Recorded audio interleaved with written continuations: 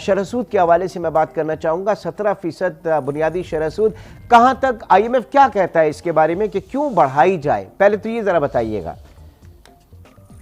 بات دراصل یہ ہے کہ آپ کے پاس اکانومی کو ایک طرح سے سٹیبلائز کرنے کے لیے آپ کے پاس عام طور پہ 2 یا 3 ہتھیار ہوتے ہیں.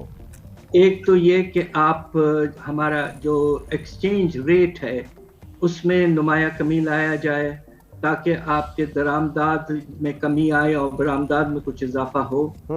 دوسری طرف آپ ٹیکسز کے نظام میں تبدیلی لاتے ہیں تاکہ بجٹ کا خسارہ کم ہو، اور اگر کم ہوتا ہے تو اس کے نتیجے میں آپ کا تجارتی خسارہ بھی کچھ کم ہوتا ہے.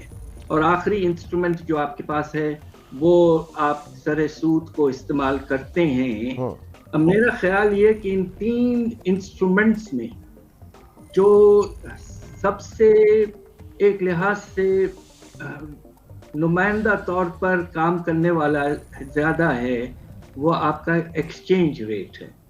میرا نہیں خیال ہے کہ آپ کا انٹرسٹ ریٹ یا سر سود سے کوئی خاص فرق پڑتا ہے. البتہ ایک چیز تو ضرور ہوتی ہے اور وہ یہ ہے کہ پرائیویٹ انویسٹمنٹ بری طرح سے متاثر ہوتا ہے، اور دوسری طرف آپ کا بجٹ کا خسارہ اس لحاظ سے بڑھ جاتا ہے کہ ڈیٹ سروسنگ پہ آپ کا بوجھ بڑھ جاتا ہے جب انٹرسٹ ریٹس بڑھتے ہیں. اور سب سے بڑی بورور جو ہے وہ خود گورنمنٹ آف پاکستان ہے. جی، تو اس کے نتیجے میں نقصان ہوتا ہے. تو میرا خیال یہ ہے کہ سر سود کو ایک حد تک استعمال کرنا چاہیے. آپ کے 2 مین انسٹرومنٹس خرچے میں کمی، ٹیکسز کے نظام میں اضافہ، اور ضرورت پڑے تو آپ ایکسچینج ریٹ میں کمی لائیں. اچھا ڈاکٹر صاحب، یہاں پہ ٹیکنیکلی 2 چیزیں ہم نے سمجھنی ہے. پہلے تو یہ کہ جب آپ نے شرح سود بڑھا دی، اور شرح سود بڑھانے سے کیونکہ پاکستان میں کچھ ایسا لگتا ہے کہ آپ ایک جو شرح سود کو بڑھا کر ایگریگیٹ ڈیمانڈ کرٹیل کرنا چاہ رہے ہیں. مہنگائی کو جب کہتے ہیں کہ شرح سود بڑھا کر مہنگائی کو کم کرنے کی کوشش یہ ہوتی ہے کہ چیزیں اتنی مہنگی ہو جائیں کہ لوگ ان کی طرف جائیں نہ.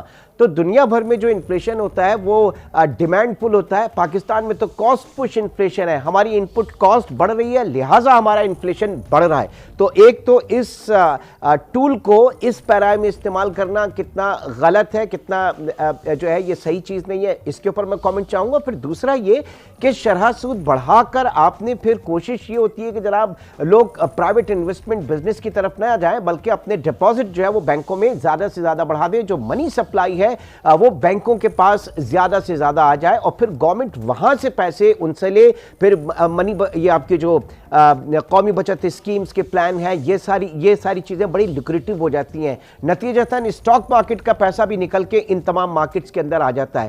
تو منی سپلائی کو کم کر کے جو ہے وہ آپ کے مہنگائی میں کمی کی جا سکتی ہے. ان دونوں کے اوپر ذرا میں کامنٹ چاہوں گا.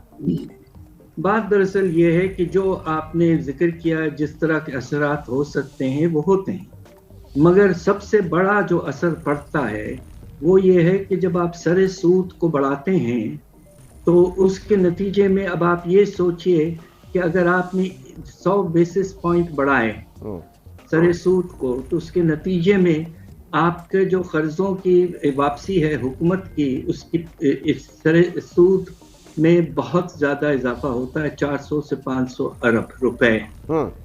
اور اس کے نتیجے میں حکومت کا جو خسارہ ہے وہ بڑھ جاتا ہے. تو منی سپلائی حکومت کی طرف سے بڑھنا شروع ہو جاتی ہے.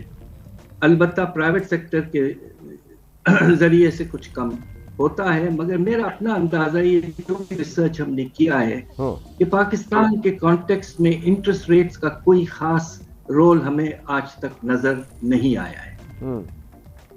لیکن انٹرسٹ ریٹ کم ہونے سے ڈومیسٹک اکانومی جو ہے وہ ضرور اس کے لیے پازیٹیو رہا ہے. اگر انٹرسٹ ریٹ آپ کم کرتے ہیں تو وہ بڑا اچھا رہا ہے اس کے لیے، اس لحاظ سے کہ پرائیویٹ انویسٹمنٹ میں اضافہ ہوتا ہے اور آنے والے وقت میں آپ کا جو شرح نمو ہے اس میں اضافہ ہونے کا گنجائش پیدا ہو جاتی. ٹھیک.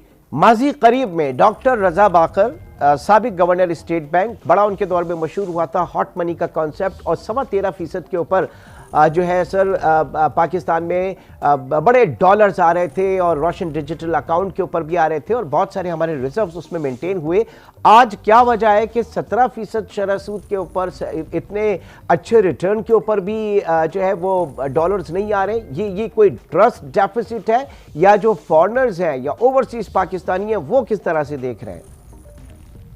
بات دراصل یہ ہے کہ اس وقت چونکہ انسرٹنٹی بہت حد تک بڑھ چکی ہے تو لوگ دراصل یہ سوچ رہے ہیں کہ یا تو ہم ڈالرز کو اپنے جو ہیں وہ جسے کہتے ہیں نا کہ اپنے اس میں رکھ لیں اپنے سیف ڈپازٹس میں.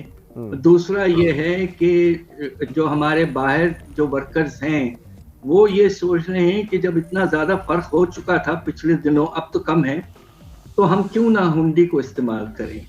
تو اس میں بھی آپ دیکھیں گے کہ انٹرسٹ ریٹس کا زیادہ دخل نہیں ہوتا ہے, اس میں جو اسپیکولیشن کا ایلیمنٹ آ جاتا ہے وہ اہم ہو جاتا ہے اور روپے کی قدر میں جیسے کہتے ہیں کہ گراوٹ یا بڑھانا کا بھی سلسلہ شروع ہو جاتا ہے.